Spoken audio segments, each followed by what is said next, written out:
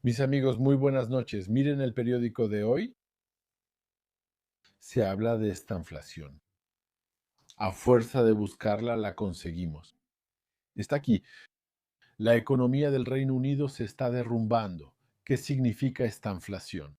Así que, como se indica, la primera parte es el estancamiento. Estancamiento significa que la economía ya no progresa, o se detiene, o empieza a contraerse. Estamos en esa situación. Probablemente y muy probablemente estamos en una situación de contracción. Acción económica. ¿Por qué? Recuerden el video que hice hace algún tiempo diciendo que demasiados impuestos matan la recaudación. Ahí es donde estamos ahora. Eso significa que hay una presión fiscal tan grande sobre las personas y las empresas que los creadores de empleo dicen, nosotros no vamos a crear empleos, vamos a despedir gente, nos vamos a contener, no vamos a invertir. Los que pueden se deslocalizan, etcétera. Entonces, ¿qué pasa? Por más que aumenten los impuestos, la realidad en el terreno es que los ingresos fiscales bajan. ¿Por qué? Porque estamos grabando una economía que se está haciendo cada vez más pequeña. ¿Y qué es lo que la está asfixiando? Justamente esa carga fiscal. ¿Ve? Es un círculo vicioso. Esta inflación, como su nombre lo indica, es la inflación. Así que tenemos una inflación galopante. Así que efectivamente el costo de la vida está aumentando a una velocidad supersónica. Prácticamente ya no puedo comprar dos veces el mismo producto al mismo precio. Cada vez que voy a comprar productos, cada vez veo que han subido en comparación con la semana pasada o con el mes pasado. Así que también tenemos esta aceleración en los precios. Otra cosa también, tenemos una aceleración del desempleo. ¿Por qué? Porque el desempleo se debe a que hemos grabado a los creadores de empleo. Entonces, cuando castigamos a los creadores de empleos, ¿qué van a hacer? No van a crear empleos. Al contrario, van a empezar a despedir. Entonces, cada vez hay más personas que no tienen trabajo. Conozco gente que pierde su empleo, a veces en pareja. Eso significa que el esposo es despedido. Después la empresa de la esposa quiebra a su vez. Entonces esto realmente está tomando proporciones que corren el riesgo de llevarnos de regreso a tiempos oscuros. Pienso, por ejemplo, en los años 70, cuando este país atravesó una crisis. Pero es algo que todavía va a seguir avanzando. Para hablar un poco de otra cosa, de otro tema. Con Estados Unidos hago una comparación, aunque en realidad no es un tema diferente. Hago una comparación entre pueblos que han decidido salir adelante y pueblos que han decidido complacer a Madonna. Porque si se fijan, los estadounidenses, los estadounidenses, cuando se trata de votar, ¿qué es lo que ven? Ellos ven su propio interés, ven el interés de su nación. Pero el interés de la nación, eso puede ser un poco abstracto. Si te digo el interés de la nación, ¿qué significa realmente en la práctica? Ellos ven el interés de sus hijos, su trabajo, su seguridad, sus escuelas, sus hospitales. ¿Ves a lo que me refiero? Ellos ven más bien cosas prácticas, algo básico. Mientras que el europeo, tengo la impresión de que está sumido en una forma de superioridad. Él forma parte de una aristocracia mental o algo así, lo que hace que no piense como el estadounidense. El europeo, antes de votar, reflexiona sobre un bien supremo, que necesariamente no logra definir, pero reflexiona si su acto de votar, en el plano moral, es algo válido. Así que ve la política desde el punto de vista moral. Y en ese momento se vuelve muy receptivo a los mensajes de moralización que pasan en la televisión. Entonces tenemos humoristas, tenemos payasos, tenemos futbolistas, todos ellos que vienen y dicen, así es como hay que votar. Y el pueblo francés, como el pueblo británico, va a votar escuchándolos. Nunca van a votar por su propio interés. Entonces, si ves un poco lo que está pasando en Estados Unidos, el departamento DOGE de los OG está redoblando esfuerzos. Hay chicos que trabajan con Elon Musk, personas jóvenes, tienen en promedio 25 o 26 años. No duermen, duermen en el sitio, en realidad las pocas horas de sueño que tienen, duermen ahí mismo y están revisando las cuentas a una velocidad increíble para tratar de ver a dónde se está yendo el dinero del contribuyente. Y lo que hicieron fue que ya cerraron la agencia llamada USAID. Descubrieron que esta agencia, USAID, estaba tomando el dinero del contribuyente y lo estaba despilfarrando por todo el planeta. Eso significa prácticamente que tú y yo, literalmente, podríamos habernos hecho millonarios antes de la llegada de Trump. Habría bastado con hacer una solicitud a la USAID para cualquier programa, ya sea climático, woke o lo que sea. Solo hacía falta mezclar ahí algunas palabras clave a las que ellos reaccionan bien, como género, como clima, como derechos de las mujeres, cosas así. Y luego, en ese momento, en nombre de esos principios, ellos iban a repartir. Repartían dinero, lo distribuían masivamente. Incluso algunos grupos terroristas recibieron dinero. Cosas completamente alucinantes fueron financiadas con dinero público. Entonces, ¿qué pasa?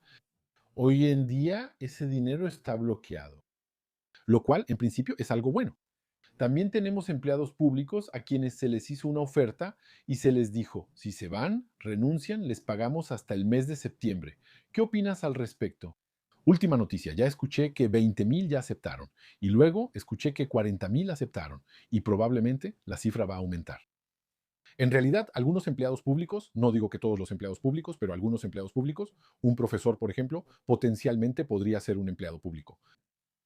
Pero lo que digo es que algunos empleados públicos tienen un efecto negativo. Y el efecto negativo no se resume solamente a su salario, no hay que verlo así. Es mucho más profundo, va mucho más allá. Te doy un ejemplo. A veces trabajo en ciertas empresas. Tenemos al gerente que no está de vacaciones, se va 15 días de vacaciones. Pues fíjense que mientras él está de vacaciones, las cosas funcionan mucho mejor. Todo va muy bien, hay un buen ambiente, el trabajo se hace más rápido, no hay incidentes, todo eso. En cuanto regresa, todo es un caos. ¿Qué significa eso? Significa que su impacto negativo no se resume necesariamente y únicamente a su salario. Sin salario, ese ni siquiera es el peor daño que causa. Son sus acciones las que causan el mayor daño.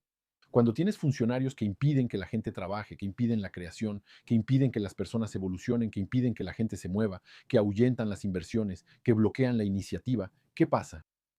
No es su salario el mayor daño. Incluso podríamos potencialmente dejarlos quedarse en casa, no trabajar y pagarles durante 20 años o pagarles hasta la jubilación. Costaría menos que dejarlos. Las responsabilidades, porque causan muchos daños. Así que me gustaría decirles algo de todos modos. Si observan a Elon Musk y a Trump lo que están haciendo, hay algo interesante.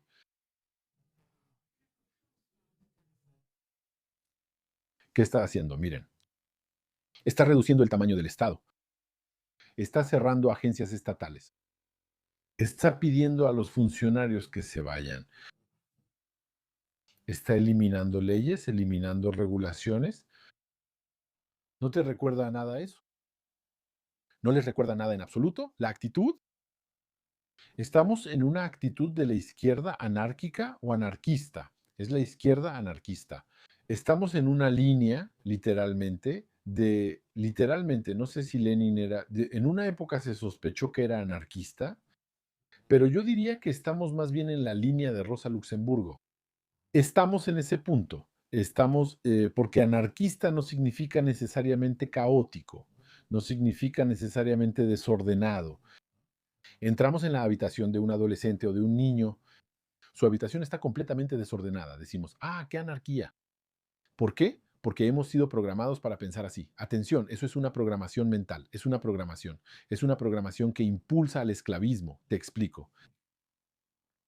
Porque hemos sido programados para pensar que si no tenemos Estado, si no tenemos administración, si no tenemos policía por encima de nosotros, si no tenemos gente que revise, que vigile, si no tenemos cámaras de vigilancia, si no tenemos espías que espíen nuestras comunicaciones, todo eso, que habrá desorden. No, eso no es verdad.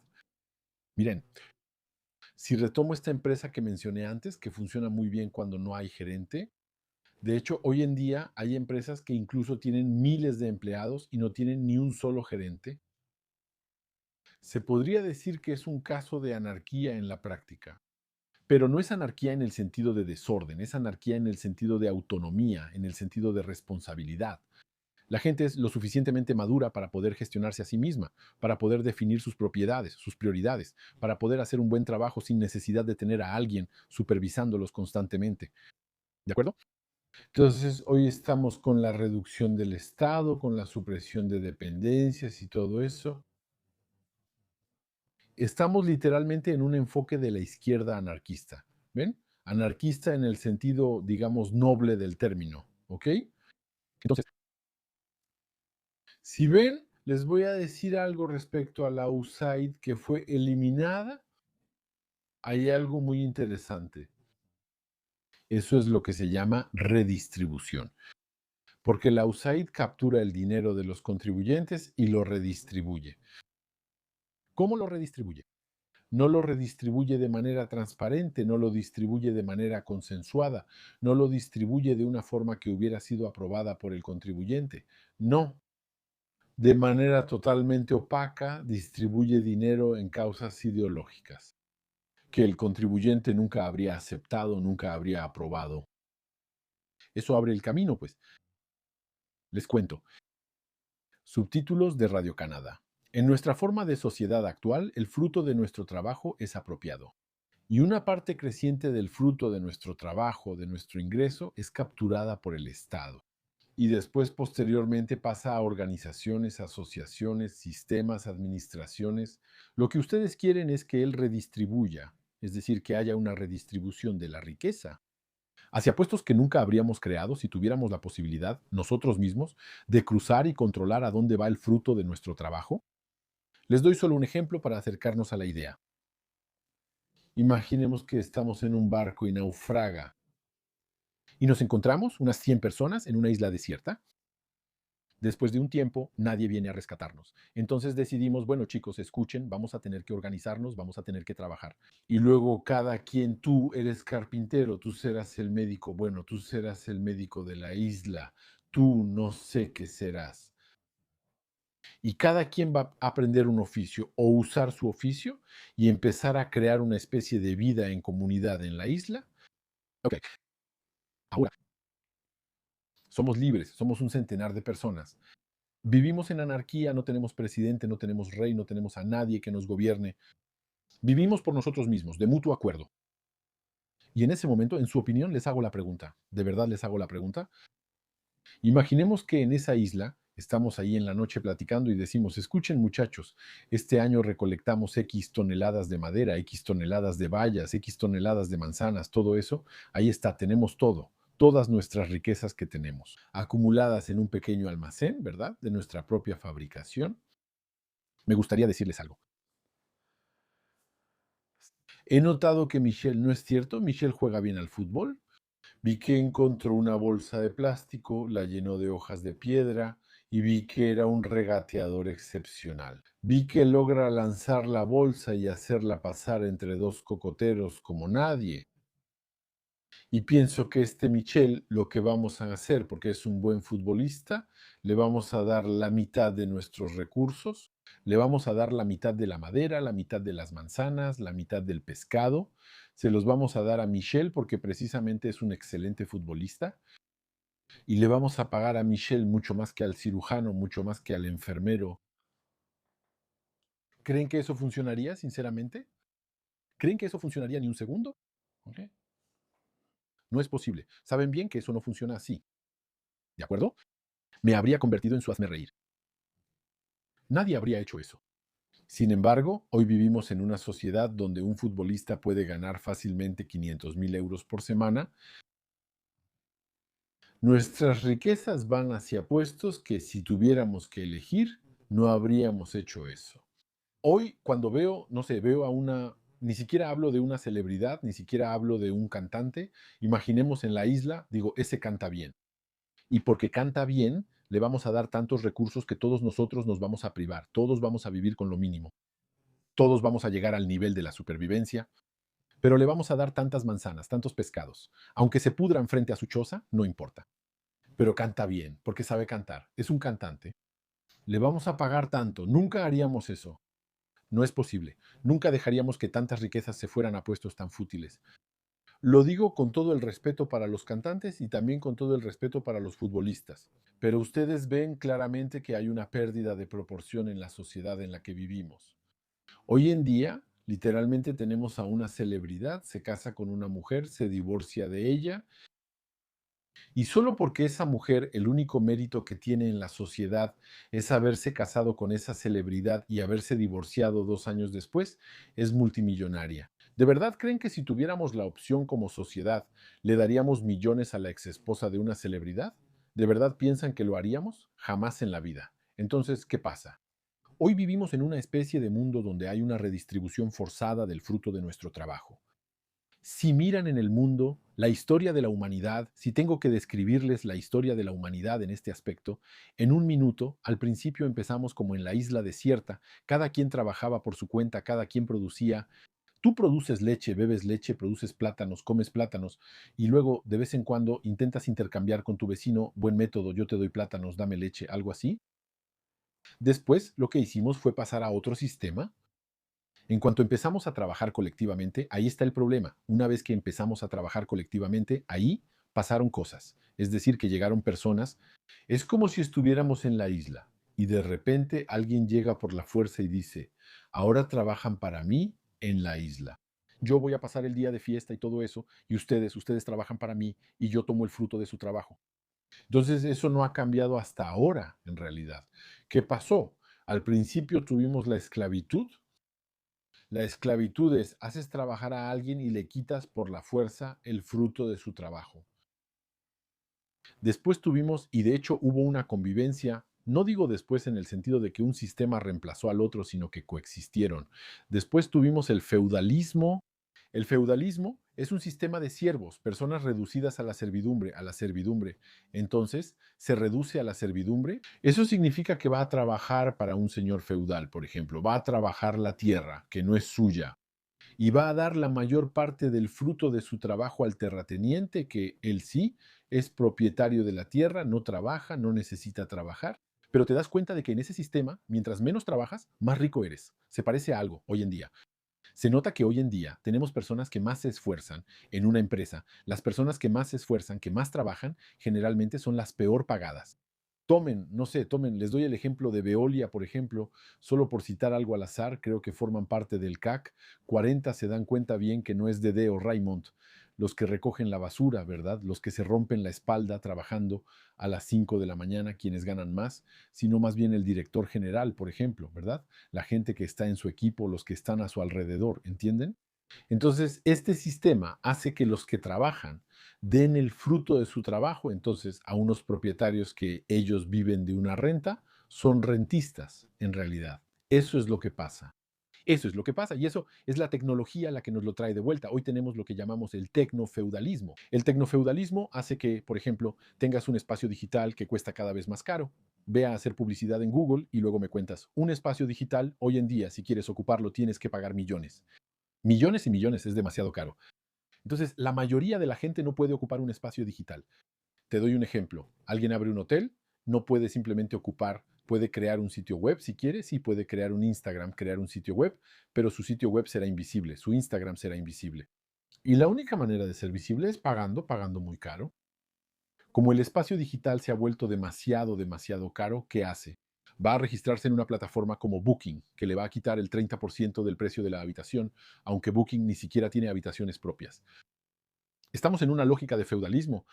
Ellos están en un sistema feudal. Es como alguien, por ejemplo, que tiene un coche y quiere, por ejemplo, transportar personas al aeropuerto, entre el aeropuerto de París y los hoteles de París.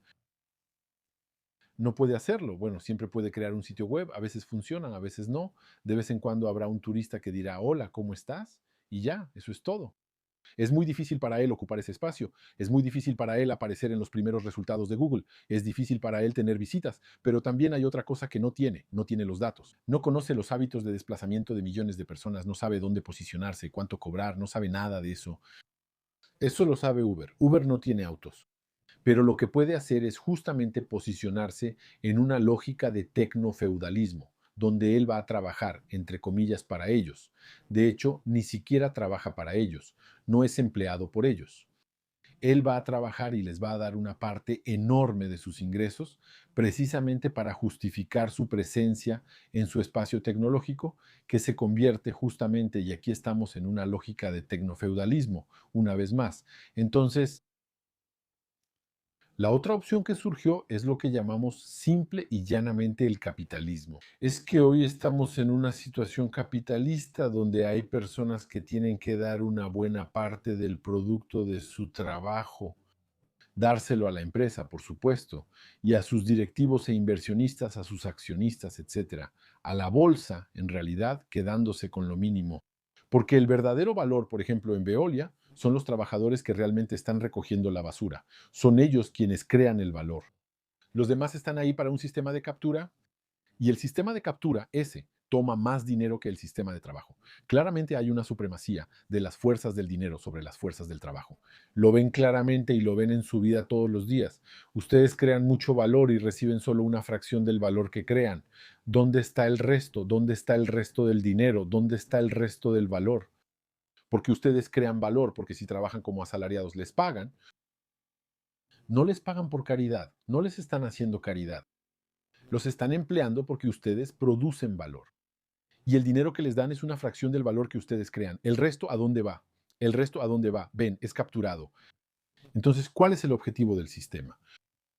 El objetivo del sistema es capturar cada vez más valor, no dejarles ninguna escapatoria. Cada vez que obtiene valor, se pregunta, ¿cómo podemos tomar aún más? Es un poco como, por ejemplo, el Estado con impuestos progresivos que aumentan, se crean nuevos impuestos y luego el Estado también va a capturar valor de otra manera. Por ejemplo, te obligan a gastar de cierta manera imponiendo prohibiciones, obligaciones, impuestos conductuales. Compras una bebida azucarada, tienes que pagarme. Estás atrapado en un embotellamiento, pagas un impuesto por el embotellamiento. Aquí en el Reino Unido vi un comercial ayer que decía un seguro para saltarte las filas de espera del hospital. Fíjense bien, saltarse las filas del hospital no es economía que crea valor. ¿Por qué? Porque si te vendo papas que cultivé, ahí sí creé valor. Tengo papas, tengo un valor agregado, claro. Tú me vas a pagar, yo te las voy a dar, tú te las vas a comer. Pero ahí hay una fila de espera en el hospital, que a veces es de varios años, donde la gente muere antes incluso de haber llegado, de haber visto a un especialista, de haber visto a un cirujano. Ok, no tiene valor ahí dentro. Eso es un gran problema en la sociedad. En una sociedad que despilfarra miles de millones por todos lados y tenemos personas que tienen que esperar hasta morir, que esperan en los pasillos de los hospitales a veces, incluso en urgencias, esperan hasta que la muerte los alcanza. ¿Ok? Aquí tengo una aseguradora que me dice, págame y te hago saltarte la fila de espera. No se está creando ningún valor agregado. Aquí lo que hacemos es monetizar un problema. Tenemos un problema y decimos, mira, vamos a aprovecharnos de eso y sacar dinero. Mira, págame porque estás desesperado y te pongo delante de otra persona. Les dejo a ustedes apreciar la ética que hay detrás de todo esto. Entonces, como les decía, tenemos un sistema de captación de valor que se alimenta de nuestro trabajo, pero que también se alimenta de nuestros problemas y que de hecho tiene todo el interés en crear problemas y agravar los problemas porque mientras más crea, más puede capturar valor de manera paradójica. Por eso mismo, de hecho, es que nos estamos hundiendo brutalmente. Entonces, lo que está pasando en Estados Unidos con la USAID, todo eso, todo ese ciclo, solo para decirles que lo que está sucediendo en Estados Unidos con el desmantelamiento de la USAID y otros organismos en un futuro muy cercano es que tenemos justamente un sistema que recauda el dinero por la fuerza pública. Porque si un estadounidense decide no pagar los impuestos, le van a caer encima. Habrá alguaciles, habrá policías, habrá embargos de salario, habrá subastas, perderá su casa, perderá su coche, lo perderá todo. Entonces, es una incautación por la fuerza. Una vez que tenemos ese dinero, empezamos a distribuirlo en causas ideológicas. Ya ves cómo es la cosa. Eso es lo que está pasando. Y entonces ahora con la intervención de Trump estamos en una especie de reivindicación o una especie de... No es solo Estados Unidos el que está volviendo a ser grande, el que está recuperando su grandeza. Cuando dice Make America Great Again, again, again, es una vez más, es que quiere volver a conectar con una gloria pasada. Pero no es solo a Estados Unidos a quien le devuelve su grandeza, también les devuelve legitimidad a los socialistas anarquistas. Porque justamente eso es exactamente lo que está haciendo, destruir la misma apuesta por el Estado, la gangrena del Estado, la gangrena de la burocracia, la gangrena de la administración. Está destruyendo todo eso para dejar que la gente respire y también para dejar de quitarle dinero a la gente para redistribuirlo, porque eso también es Estados Unidos. Bueno, gracias amigos por haber escuchado este video hasta aquí. Se dan cuenta de que me detuve justo antes de decir que hay una postura, la de Elon Musk y Trump, que es claramente marxista. Si quieren, lo explicaré en otro video si así lo desean. El marxismo está muy mal entendido en Occidente.